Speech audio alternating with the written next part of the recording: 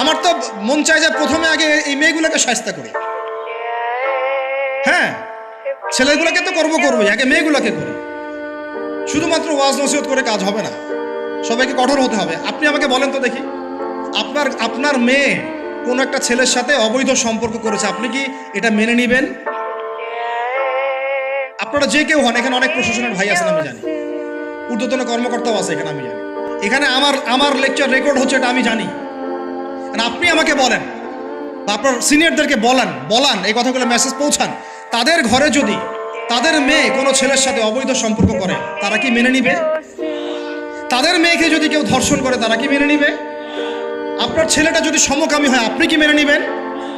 আপনার বাসায় যদি কালকে একটা ছেলে এসে বলে যে আপনার মেয়ে এসে বলে যে বাবা আমি ওকে ভালোবাসি, ওর সাথে বিয়ে করার আগে আমি যৌন সম্পর্ক করে ফেলছি, আপনি কি মেনে নিবেন?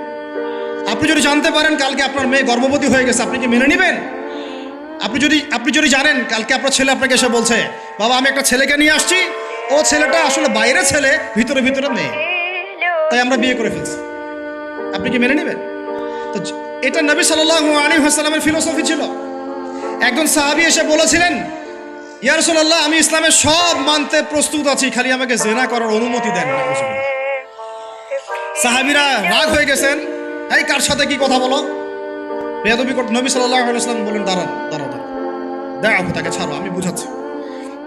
নবীজি তখন বললেন দেখো তুমি যে প্রস্তাবটা আমাকে দিলা, ইসলামের সব তোমার ভালো লাগে কিন্তু জিনা করতে চাচ্ছ, এখন বলো তো দেখি তোমার মায়ের সাথে কেউ যদি এমন করে তুমি কি রাজি হবা? সে বলছে না। তোমার খালার সাথে করলে না, তোমার বোনের সাথে না, তোমার স্ত্রীর সাথে না, তাহলে যেটা তুমি অন্যের ক্ষেত্রে চাচ্ছ না, পছন্দ করো না, সেটা কেন তুমি তোমার ক্ষেত্রে চাচ্ছ? এভাবে চিন্তা করলে আমাদের আর কথা বলার দরকার আছে? আল্লাহ পাক আমাদের সবাইকে কথাগুলো বোঝার তৌফিক দান করে।